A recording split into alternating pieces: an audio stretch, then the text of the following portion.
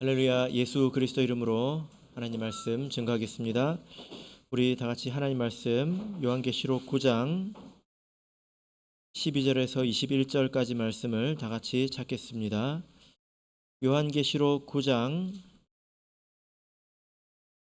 12절에서 21절까지 말씀을 저와 여러분이 한 절씩 교독하도록 하겠습니다. 12절. 첫째 화는 지나갔으나 보라, 아직도 이후에 화 둘이 이르리로다.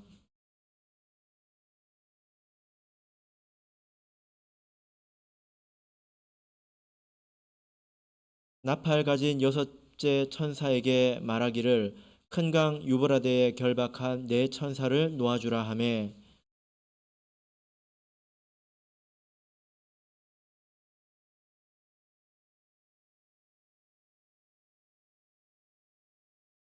마병대의 수는 2만 만이니 내가 그들의 수를 들었노라.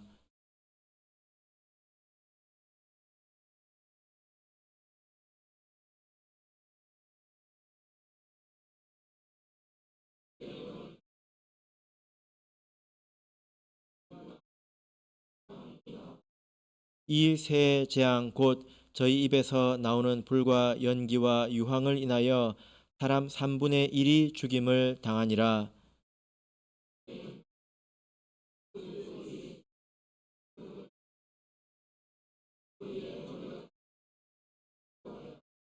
이 재앙에 죽지 않고 남은 사람들은 그 손으로 행하는 일을 회개치 아니하고 오히려 여러 귀신과 또는 보거나 듣거나 다니거나 하지 못하는 금, 은, 동과 목석의 우상에게 절하고 또 그 살인과 복술과 음행과 도적질을 회개치 아니하더라. 아멘. 오늘 이 시간은 여섯째 천사의 나팔에 대해서 살펴보도록 하겠습니다. 12절을 보시면 첫 번째 화가 지나갔다 이렇게 말씀을 하고 있습니다. 그리고 아직도 두 번의 화가 남아있다고 말씀을 하고 있죠. 이것은 계시록 8장 13절의 말씀을 기준으로 한 것입니다. 계시록 8장 13절을 보시면 독수리가 큰 소리로 이르되 땅에 거하는 자들에게 화가 있으리로다. 이외에도 세 천사의 불 나팔 소리를 인함이로다 하더라. 이렇게 말씀을 하고 있습니다. 그래서 이 세 번의 화는 다섯 번째, 여섯 번째, 일곱 번째 나팔을 말하는 것이죠. 그래서 다섯 번째 나팔이 첫 번째 화이고 이 다섯 번째 나팔의 때가 지나가면 아직도 여섯 번째, 일곱 번째 나팔이 남았다는 이야기입니다. 이 말씀의 좀 특별한 점은 지금까지는 이 인과 나팔이 이렇게 중복이 되었습니다. 무슨 말이냐면 첫 번째 인이 떼어지면 백마가 흰 말이 출현하지 않습니까? 그리고 두 번째 인이 떼어지면 이제 붉은 말이 출현하는데 붉은 말이 출현할 때 백마가 사라지고 흰 말이 사라지고 붉은 말만 있는 것은 아니라는 것입니다. 이제 같이 가게 되는 것이죠. 그죠? 세 번째 인이 떼어지면 세 마리의 말이 뛰고 네 번째 인이 떼어지면 네 마리의 말이 이제 뛰게 되는 것입니다. 그런데 지금까지는 이렇게 차곡차곡 이제 쌓여왔다면 다섯 번째 그리고 여섯 번째 나팔은 이렇게 중복되고 중첩되는 것이 아니라 이어지는 것이다. 이런 말씀입니다. 첫 번째 화가 지나갔다. 그리고 이제 두 번째 화가 온다. 이렇게 말씀을 하고 있지 않습니까? 이것이 어떤 의미인지에 대해서는 우리가 조금 뒤에 살펴보도록 하겠습니다. 자, 13절에서 15절을 보시면 여섯 번째 천사가 나팔을 불 때 내가 들으니 하나님 앞 금단 네 뿔에서 한 음성이 났다. 이렇게 말씀을 하고 있습니다. 여섯 번째 나팔의 때에 처음 있었던 일은 하나님 앞 금단의 네 뿔에서 음성이 났다는 것입니다. 다섯 번째 나팔에서 제일 처음 있었던 일이 무엇입니까? 하늘에서 별이 땅으로 떨어졌다. 이렇게 말씀을 하고 있죠. 그죠? 성전에 들어가서 보면 성소 안에 향을 피우는 이 향단이 있습니다. 그림을 한번 보실까요?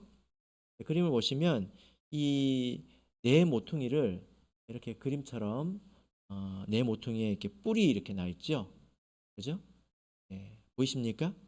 예, 뿔처럼 이렇게 돋아지게 만들었습니다. 이 내용이 출애굽기 30장 2절 3절에 있는데 하나님 앞에 있는 단에 네 뿔에서 음성이 났다 이렇게 말씀하고 있습니다.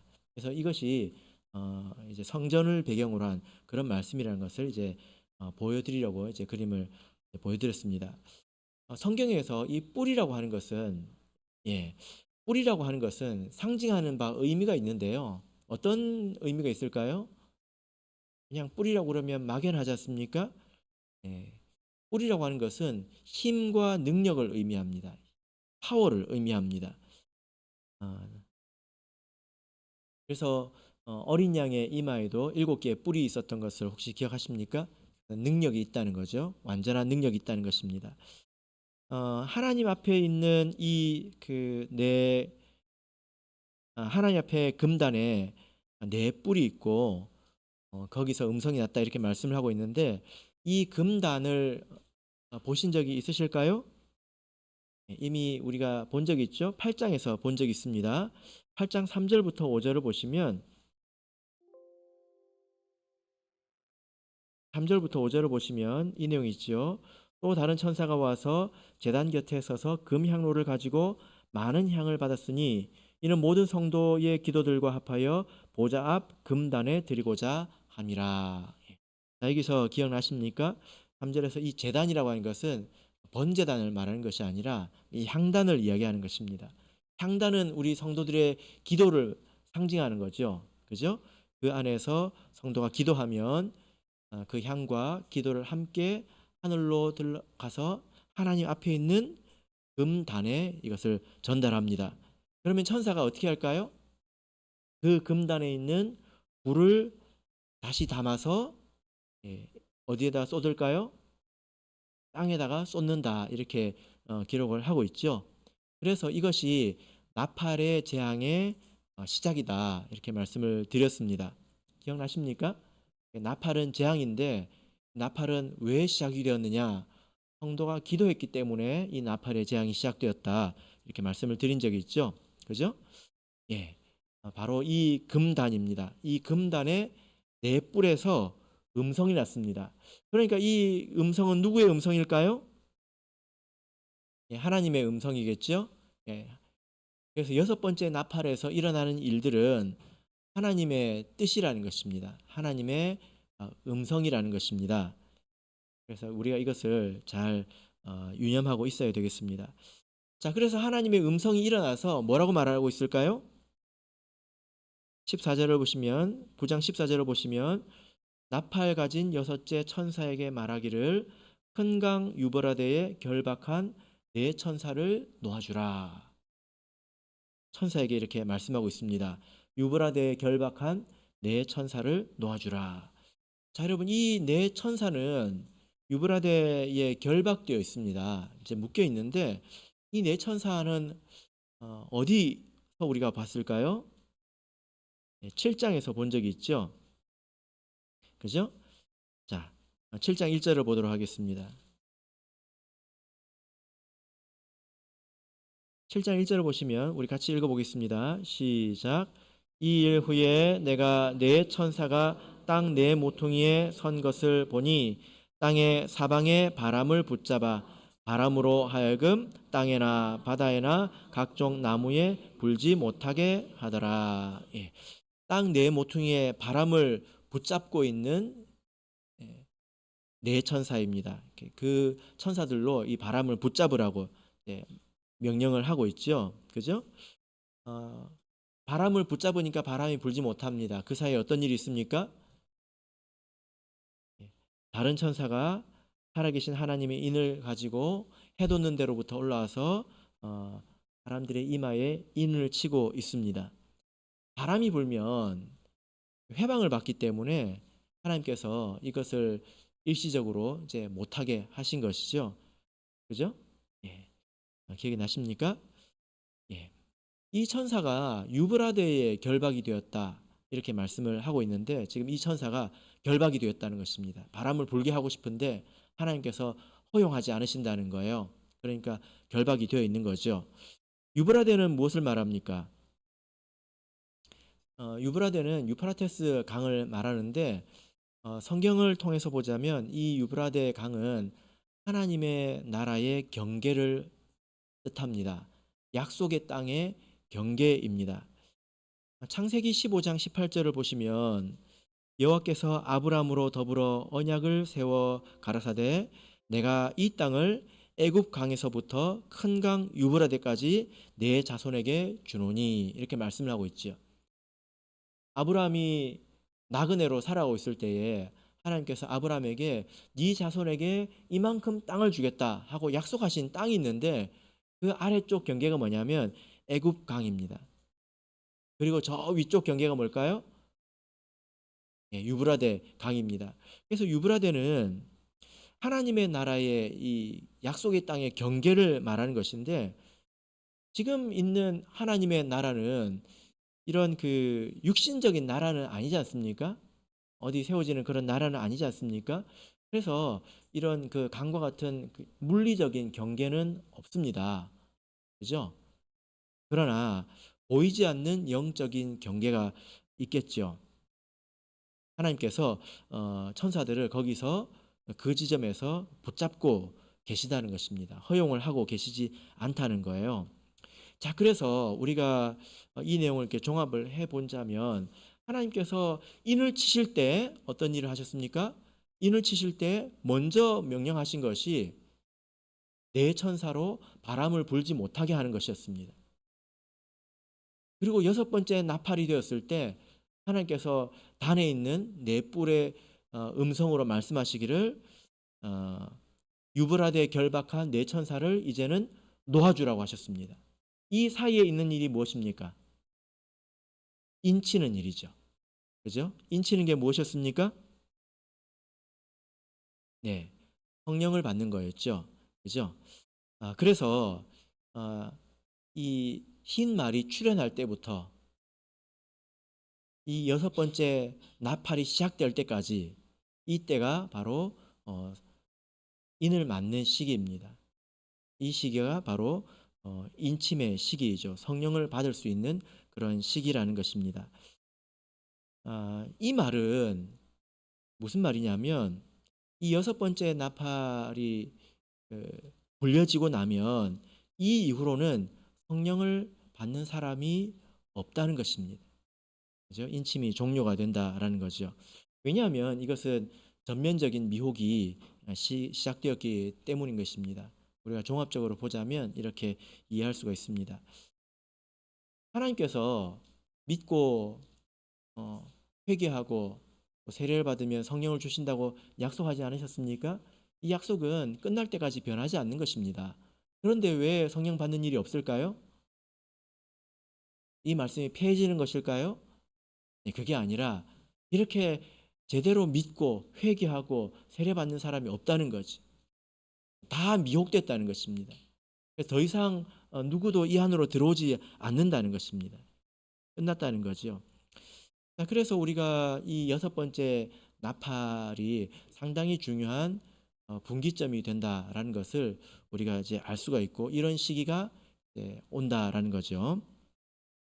우리가 그러면 좀 생각해 볼 수 있는 문제가 뭐냐면은 그 이후의 시기, 여섯 번째 나팔이 불려지면서 예수님이 오시는 게 아니지 않습니까? 그 이후의 시기는 어떤 때일까에 대해서 우리가 앞으로 생각을 해봐야 되겠죠. 지금은 여섯 번째 나팔 이전의 시기이기 때문에 구원받을 수 있습니다. 우리가 그래서 선교할 수도 있죠. 그죠? 여섯 번째 나팔이 불리고 나면 그 이후로는 구원받는 사람이 없습니다. 그러면 그때는 무엇을 위해서 있는 시간일까요? 무엇을 위한 시간일까요? 이 생각을 우리가 해봐야 되겠죠. 예수님이 오기 전까지 사람들이 계속 구원받는 게 아니라는 것입니다. 예수님이 오시기 직전까지 사람들이 성령을 받는 게 아니라는 거예요. 어느 시간이 되면 성령이 그친다. 그런 것 이야기들을 많이 들어보셨을 텐데 그러면 그 이후의 시간은 어떤 의미가 있는 시간일까? 우리가 생각을 해볼 수 있다는 것입니다.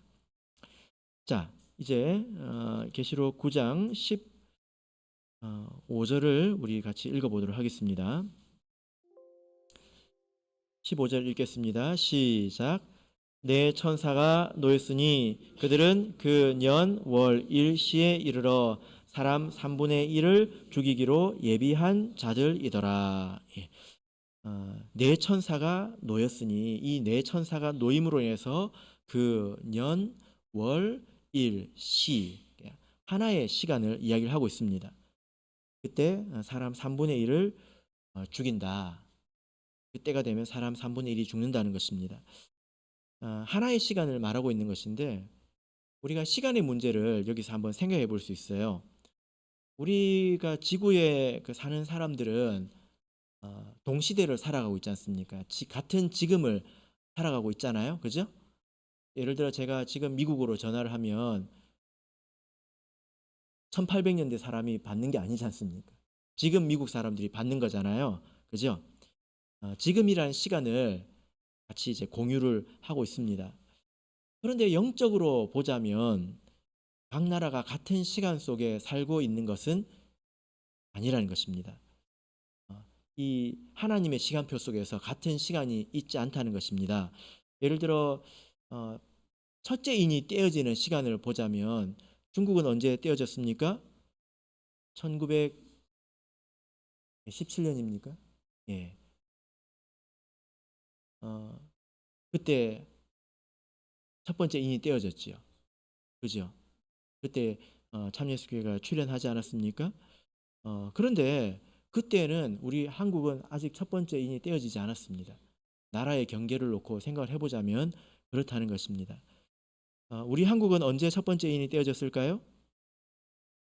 1948년 뭐 이 정도라고 볼 수 있겠죠. 그죠? 파키스탄은 언제 떼어졌을까요? 2016년입니다. 2016년 얼마 안 됐습니다. 그죠? 이제 중국의 경우에 첫 번째 인이 떼어지고 시간이 지나면 두 번째 인이 떼어지고 세 번째 인이 떼어지고 이렇게 하겠죠. 몇 번째 인이 뭐 떼어졌을 때까지 파키스탄에는 아직 첫 번째 인도 떼어지지 않았다는 것입니다. 그러나 어떤 곳이라도 영적인 시간표가 다르다 하더라도 겪을 일들은 사실 다 겪으면서 교회가 이제 성장하게 되어 있죠. 그죠? 예. 시작점이 다 다르지 않습니까? 그러면 예수님이 오시는 시간도 다 다를까요? 그래서 중국에 먼저 오시고 좀 있다가 한국에 오시고 차근차근 이렇게 오실까요? 그렇지 않죠. 그죠? 마지막 시간은 다 동일한 것을 우리가 알고 있지 않습니까? 시작하는 시점이 다 다른데 마치는 시간은 같다는 것입니다. 이 말은 무슨 말이냐면 어느 때가 되면 전 세계가 영적으로도 같은 시간을 공유하는 때가 있다라는 것입니다. 그 시점이 언제일까요? 바로 여기서 말을 하고 있죠. 그 년 월 일시에 라고 말을 하고 있습니다. 우리가 이 말씀을 이렇게 이해해 볼 수가 있습니다. 이때 그래서 금단의 네 뿔에서 음성이 났다 이렇게 13절에서 말씀을 하고 있는데 네 뿔이라고 할 때 이것은 네 방향을 말하는 것이고 이것은 전 세계를 말하는 것입니다.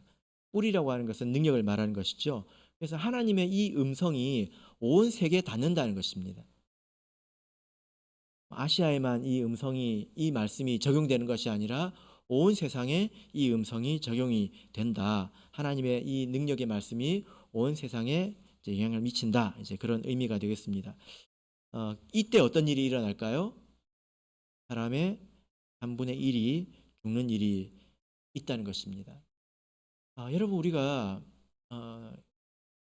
조금 관심을 가지고 이 일을 생각을 해보자면 이것은 하나님께서 하신 말씀입니다.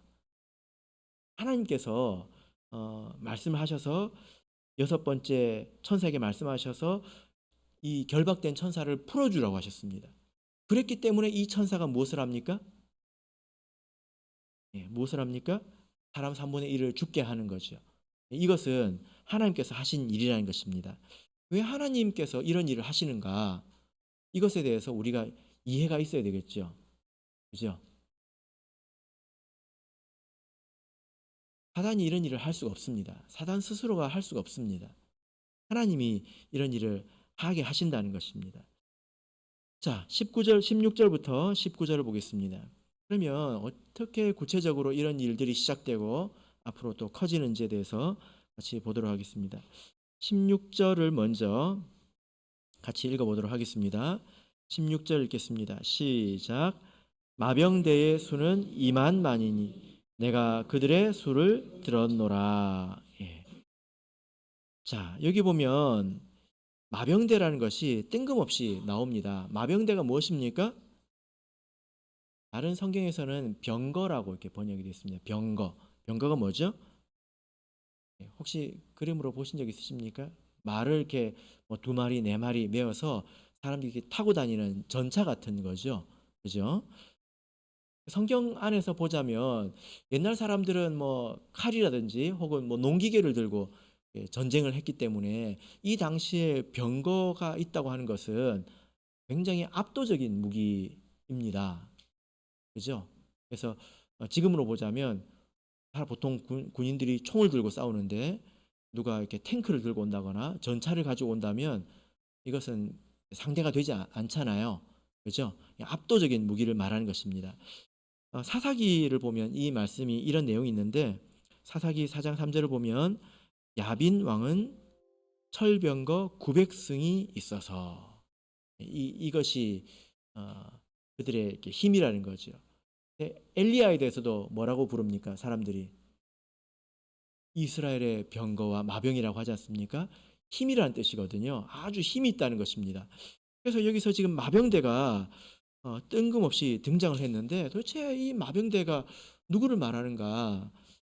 우리가 자세히 한번 보자면요. 자, 17절을 우리가 읽었는데, 그죠? 17절을 읽었는데 16절 읽었습니까? 17절을 우리 다시 읽어보겠습니다. 읽겠습니다. 시작.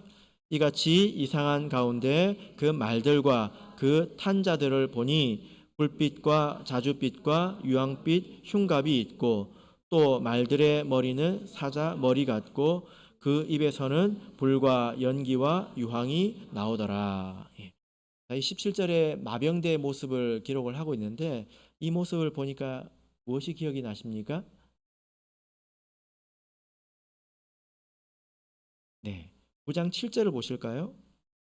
7절부터 9절까지를 보시면 황충들의 모양은 전쟁을 위하여 예비한 말들 같고 머리에 금 같은 면류관 비슷한 것을 썼으며 그 얼굴은 사람의 얼굴 같고 그 여자의 머리털 같은 머리털이 있고 그 이는 사자의 이 같으며 또 철 흉갑 같은 흉갑이 있고 그 날개들의 소리는 병거와 많은 말들의 전장으로 달려 들어가는 소리 같으며.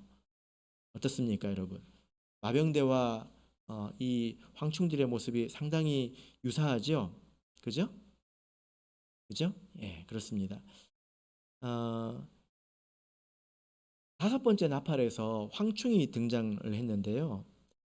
이것이 조직화된 것이 발전한 것이 바로 마병대입니다.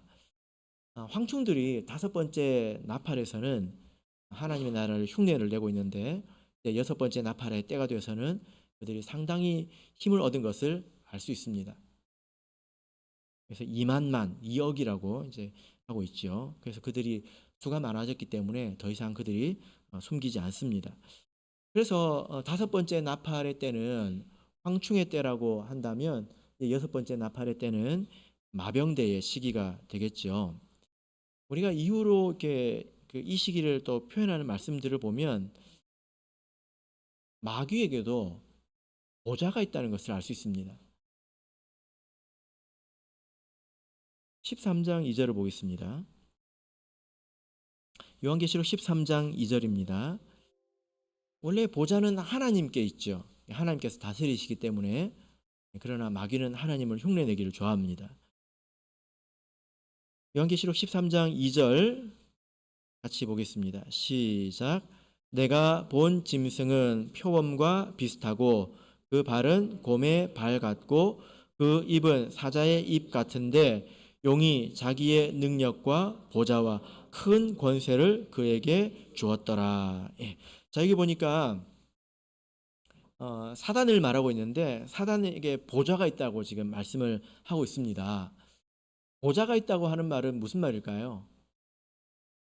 어떤 사람이 무인도에 가가지고 보좌를 만들어서 거기 딱 앉아가지고 내가 왕이다 이렇게 얘기를 했습니다. 아, 그러면 누가 들을까요? 갈매기가 듣겠죠. 그렇죠? 보좌가 있다고 하는 것은 나라가 있다는 것이고 나라가 있다고 하는 것은 조직되었다는 것입니다. 그렇죠?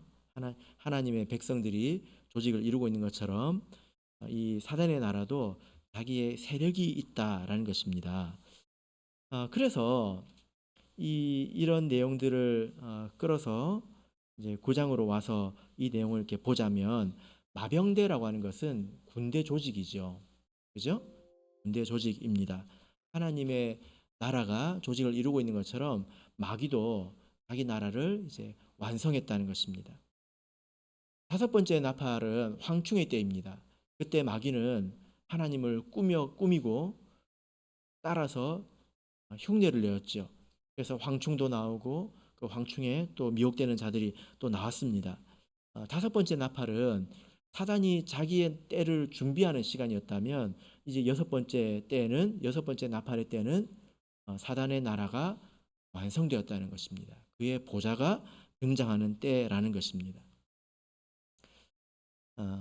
그래서 여기서 이제 마병대라고 하고 있는데 그 수가 어마어마하죠. 그들을 마병대라고 하고 있습니다. 이것은 그들의 힘이 대단하다는 것입니다. 영향력이 대단하다는 거예요. 그리고 2만만이라고 하고 있습니다. 그 수가 대단하다는 것입니다. 그 위세가 아주 어마어마하다는 것을 여기서 우리가 알 수 있습니다. 이 아까 사사기 4장 3절에서 야빈 왕이 설병거 900승을 가지고 이스라엘을 이렇게 짓밟았는데 여기서는 마병대가 2만만입니다. 2만만. 어떤 일이 벌어지겠습니까? 하나님의 나라가 상당히 큰 어려움에 처하겠죠? 그죠? 바로 이때가 그 어려움의 때입니다. 하나님께서 그들에게 권세를 주신 그런 때이죠. 자, 그러면 여기서 이제 마병대의 그 주요한 무기를 이 말씀을 하고 있는데 17절 후반부로 보시면 그 입에서는 불과 연기와 유황이 나오더라 이렇게 말씀을 하고 있습니다. 어디서 이것이 나옵니까? 그 입에서는. 그래서 무엇을 조심해야 될까요? 입을 조심해야 합니다. 이제 연기는 미혹하는 것이죠. 그죠? 불은 태우는 것이고 유황은 또 심판하는 것입니다. 상하게 하는 것입니다. 19절을 우리 읽어보겠습니다. 19절 읽겠습니다. 시작. 이 말들의 힘은 그 입과 그 꼬리에 있으니 그 꼬리는 뱀 같고 또 꼬리에 머리가 있어 이것으로 해하더라. 이 마병대가 사람들을 해하는데 무엇으로 해합니까? 그들의 힘이 어디 있습니까? 입과 꼬리에 있다는 것입니다. 입과 꼬리라고 말을 하고 있지만 사실은 이것은 다 말을 말하는 것입니다. 말로써 죽게 한다는 거죠. 누가 우리 성도를 육신적으로 핍박해서 괴롭게 해서 죽는다면 그것은 죽음이 아니죠. 그것은 믿음의 승리가 되는 것입니다. 우리가 순교자들에 대해서 그들이 패했다, 그들이 죽임을 당했다, 뭐 이렇게 말하지 않습니다. 그것을 우리가 믿음의 승리라고 생각하지 않습니까? 진짜 죽음은 무엇입니까? 진리를 벗어나서 하나님을 떠나는 것을 말합니다. 그래서 삶이 부패되는 것을 말하죠. 그죠? 그래서 정말 두려운 것은 바로 이 입인 것입니다. 꼬리에 대해서 지난 시간에 말씀을 드렸는데 황충에게도 꼬리가 있습니다. 그죠? 정갈이 쏘는 꼬리와 같은 그런 꼬리가 있다. 이렇게 9장 10절에서 말씀을 하고 있는데 이 꼬리가 무엇이었습니까? 이사야서 9장 14절 15절을 보시면 머리는 곧 장로와 존귀한 자요 꼬리는 곧 거짓말을 가르치는 선지자라. 이렇게 말씀을 하고 있습니다. 그래서 그들의 그 무기는 황충의 때부터 마병대 때까지 일관되게 무엇입니까? 속이는 것입니다. 거짓으로 속이는 것이죠. 그래서 가장 조심해야 되는 것이 미혹의 역사입니다. 그래서 말세의 증거에 대해서 제자들이 물었을 때 예수님께서 대번에 하신 말씀이 뭐죠? 사람들을 조심하라는 거 있지 않습니까? 사람들의 미혹을 조심하라는 것이었습니다. 우리가 마지막에 조심해야 되는 것은 미혹의 역사입니다. 황충, 마병대 그러면 되게 무시무시할 것 같고, 그리고 그들이 아주 거친 모습으로 다가올 것 같지만 그들은 꾸미고 있고 아주 그럴듯한 말로 속이게 되는 것입니다. 그래서 이 마병대가 사람들을 이렇게 죽게 하는 그런 힘이 있다라는 것입니다. 다섯 번째 나팔에서 그들이 상당히 준비가 된 것을 볼 수 있죠. 그래서 이들이 많이 준비가 되었기 때문에 그들이 여섯 번째 나팔의 때에서는 더 이상 숨기거나 무엇무엇과 같은 이런 표현을 말씀하고 있지 않습니다. 그래서 3분의 1을 타락시키고 믿음에서 실족시킵니다. 자, 그래서 우리가 9장 12절을 보면 첫째 화는 지나갔으나 둘째 화가 온다 라고 했을 때 이것이 이어진다고 말씀하지 않았습니까? 다섯 번째 나팔의 때는 사단의 나라가 예비되는 것이고, 여섯 번째 나팔은 사단의 나라가 이제 드디어 완성이 되는 것입니다. 그러면 우리가 이 사단의 나라에 대해서 생각을 해볼 때, 이 사단의 나라는 어디에 있는가에 대해서 생각을 해볼 수 있습니다. 이 사단의 나라가 어디에 있을까요? 그들은 사실 이 안에 있습니다. 그죠? 우리가 아주 가까이 있다는 것입니다. 황충이 하늘에서 땅으로 떨어진 별에서 시작되었다는 것을 기억하십시오. 바울 사도 때에 거짓 사도가 있다고 했습니다. 그리고 지금 여기서 거짓 선지자에 대한 이야기가 나왔죠. 그죠? 여러분께서 아무도 저기 외부에 있는 어떤 교회의 사람들을 선지자나 사도나 이런 직분을 가진 자로 여기지 않을 것입니다. 그런 사람들은 이 안에서 나오는 법입니다. 조심해야 되는 것입니다. 그래서 우리가 이 정신을 끄고 항상 그냥 수동적으로 받아들이기만 하고 이 말씀에 대해서 생각해 보지 않는다면 나중에 어떻게 될까요? 쉽게 속을 수도 있겠죠. 그죠? 살아있지만 사실은 살아있는 것 같지만 쉽게 죽을 수 있다는 것입니다. 그래서 이 때가 가장 심한 미혹의 때이고 또 영적인 싸움의 때입니다. 이 여섯 번째 나팔의 이 시대가 가장 어려움이 클 때입니다. 예수님의 삶에도 밤이 있었죠. 그죠? 예수님께서 때가 낮으니 아직 일을 해야 된다. 밤이 오면 아무도 일을 할 수 없다. 예수님께서 이렇게 말씀하셨죠. 그리고 언제 밤이 왔습니까? 그 밤이 와서 어떤 일이 일어났습니까? 예수님께서 그 뒤로는 아무 일도 하지 않으셨습니다. 고난을 당하셨죠. 그죠? 십자가에 달려서 죽으셨습니다. 예수님의 삶에 이 영적인 밤이 있었는데 어둠의 권세라고 말씀하셨잖아요. 교회의 역사 가운데 영적인 밤이 온다면 바로 이때가 될 것입니다. 이때 우리 교회는 마치 예수님처럼 아무 일도 하지 못할 것이고 아무 말도 하지 않을 것이고 그리고 예수님처럼 죽게 되는 그런 일을 교회가 겪게 됩니다. 이 일이 11장에서 우리가 배우게 됩니다. 계시록 20장으로 가서 보시면요. 여기서 우리가 천년이라는 때를 배웠는데 이 천년의 때가 언제였습니까? 계시록 20장 2절을 보시면 용을 잡으니 곧 jet뱀이요 마귀요 사단이라 잡아 1000년 동안 결박하여 1000년 동안 만국을 미혹하지 못하는 것, 이게 무엇입니까? 유브라데에 결박이 되어 있는 것입니다. 이것이 바람을 붙잡고 있는 것입니다. 이것이 바로 천년이지요. 그래서 성령을 받는 기간이 천년이라고 이야기를 하는 것입니다. 천년. 이 천년이 끝나는 것이 언제입니까? 여섯 번째 나팔의 때가 되는 거겠죠. 천년이 끝나면 사단이 풀리게 됩니다. 그죠?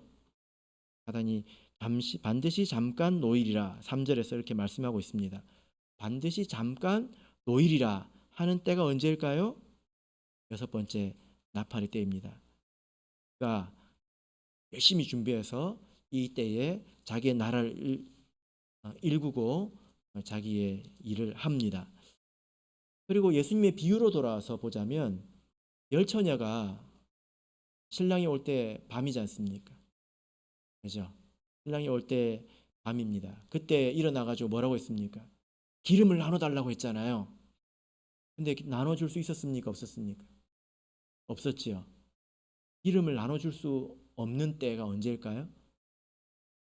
바로 이때입니다. 지금은 나눠줄 수 있을까요? 네, 지금은 가능하죠. 지금은 서로 우리가 믿음을 세워줄 수 있습니다. 서로 세워줄 수가 있죠. 그런데 이때가 되면 이 심한 미혹 때문에 누구도 서로 기름을 나눠줄 수 없는 때가 바로 이때입니다. 그래서 다양한 각도에서 이 여섯 번째 나팔이 어떤 때인지를 성경은 이제 말씀을 하고 있다는 것을 우리가 알 수 있습니다. 이때가 되면 일할 수 없기 때문에 지금 우리가 열심히 일을 해야 되겠죠. 복음을 전한 일을 지금 열심히 해야 된다는 것입니다. 그래서 여섯 번째 이 나팔의 때는 사단이 상당히 힘을 얻습니다. 그리고 교회가 굉장히 큰 어려움 가운데 처합니다. 예수님께서 홀로 남으시고 아무것도 하시지 않은 것처럼, 물론 예수님께서 그것을 하나님의 뜻으로 알고 다 순응하신 것이지만 교회도 그런 일을 겪게 되어 있다라는 것입니다.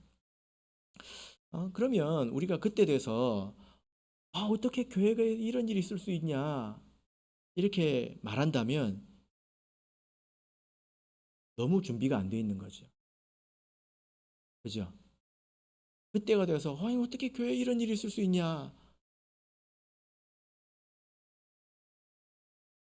그러면 너무 준비가 안 돼 있는 것입니다. 계속 그래서 말씀드리잖아요. 이것은 하나님 보좌 앞 금단에서 나온 하나님의 음성으로 있는 일입니다. 하나님께서 허용하신 일이라는 것입니다. 사단에 이렇게 힘을 갖게 하신 것은 하나님의 섭리 가운데서 된 일이지 사단 스스로가 대단해서 된 일이 아니라는 거예요. 여러분, 예수님께서 십자가에서 이렇게 죽으셨는데 여러분 누가 로마 군인들이 대단하다, 이 대제사장의 세력이 대단하다 이렇게 생각하시는 분 계십니까? 아무도 없잖아요. 우리가 다 이해하고 있지 않습니까? 이것은 하나님의 섭리로 된 것이다. 그래서 구속이 이루어진 것이다. 우리가 알고 있지 않습니까? 그리고 욥이 사단에게 그렇게 당했을 때에 사단이 스스로 한 일이 아니지 않습니까? 하나님께서 그렇게 하도록 하셨잖아요. 그죠? 그런 것처럼 이 일은 하나님의 뜻을 이루는 데 있어서 아주 절대적으로 필요한 일이기 때문에 있는 것입니다. 왜 있을까요? 여러분께서 말씀 가운데서 계속 답을 찾아보시길 바랍니다. 자, 이제 본문으로 돌아가겠습니다. 계시록 9장 20절, 21절을 읽겠습니다. 계시록 9장 20절, 21절 읽겠습니다. 시작. 이 재앙에 죽지 않고 남은 사람들은 그 손으로 행하는 일을 회개치 아니하고 오히려 여러 귀신과 또는 보거나 듣거나 다니거나 못하는 금, 은, 동과 목석의 우상에게 절하고 또 그 살인과 복술과 음행과 도적질을 회개치 아니하더라. 자, 여기 보면 이 재앙에 죽지 않고 남은 사람들은, 원문을 보면 이 재앙을 말할 때 이 재앙은 이제 여러 개의 재앙을 말합니다. 이러한 재앙들을 말합니다. 여기서 이런 재앙들에서 죽지 않고 남은 사람들에 대해서 말을 하고 있는데 이들이 누구일까에 대해서 이제 몇 가지 견해가 있는데요. 첫 번째는 이것이 이방인들을 말하는 것이다 라는 것이고요. 두 번째는 믿음 안에 있는 자들 가운데 아직 회개하지 않는 자들이다. 세 번째는 유대인들, 혈통적으로 유대인, 이스라엘 사람들을 말한다. 이런 견해들이 있습니다. 따지고 보면 다죠, 그게. 세상에 그 세 부류 안에 다 들어가니까. 네. 그런데 여기서 이 재앙에 죽지 않고 남은 사람들을 말할 때 이방인들이라고 볼 수 있을까요? 이방인들이라고 보기가 어렵습니다. 왜냐하면 이때는 인치는 시간이 지나가기 때문에 하나님께서 그들로 회개하기를 기대하지 않으십니다. 유브라데 천사가 이미 풀렸죠. 그죠? 전면적인 미혹의 때이기 때문에 그때는 누구도 믿음 안으로 들어오지 않습니다. 이방인들이라고 말할 수 없죠. 그러면 우리 믿음 안에서 이제 정신 못 차리고 있는 사람들을 말할까요? 그런데 여기 보면 그렇게 보기도 좀 어려워요. 왜냐하면 우리 믿음 안에 있는 사람이 이렇게 우상을 숭배하고 살인, 복술, 음행 뭐 이런 걸 행한다면 그 사람은 사실 이미 믿음 안에서 죽은 사람이라고 말할 수 있지 않을까요? 그죠? 믿음 안에서 살아있는 사람이 이런 일을 행하지 않습니다. 그런 사람들을 이제 회개하기를 기대하지 않으시죠. 그죠? 마지막으로 보자면 가능성이 무엇입니까? 혈통적인 유대인입니다. 우리가 이것을 알고 있죠. 로마서 11장입니다. 로마서 11장을 보겠습니다. 로마서 11장 25절 26절을 보겠습니다. 바울 사도가 자기 동족들을 위해서 애통했기 때문에 하나님께서 그에게 이런 비밀을 알려주신 것 같습니다. 25절을 우리 읽어보겠습니다. 시작.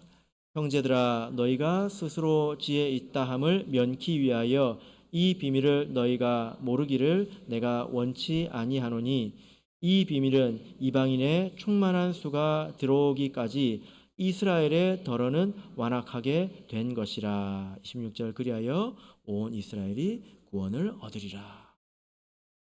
온 이스라엘이 구원을 얻는 과정에는 이제 두 가지가 있는데 이방인의 충만한 수가 들어온다는 것입니다. 하나님께서 택하신 그런 사람들이 하나도 빠짐없이 다 이방인 가운데서 구원을 얻으면 그 이후에 이스라엘, 혈통적인 이스라엘의 구원의 때가 온다라는 것이죠. 그죠?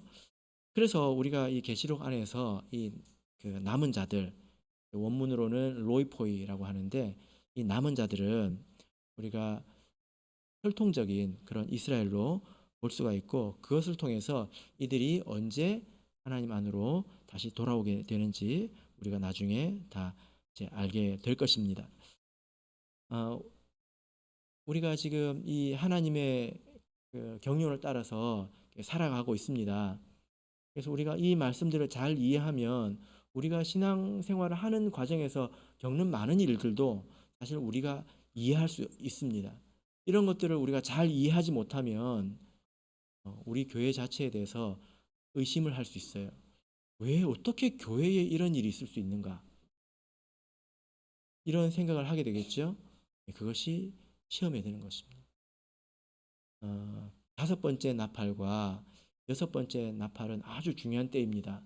그래서 나중에도 보면 여러 가지 각도에서 이 때를 또 설명을 하시는데요. 중요한 것은 미혹되지 말아야 된다는 거죠. 그러려면 우리가 어떻게 해야 될까요? 우리가 말씀을 잘 배워야 합니다. 말씀을 잘 익혀야 합니다.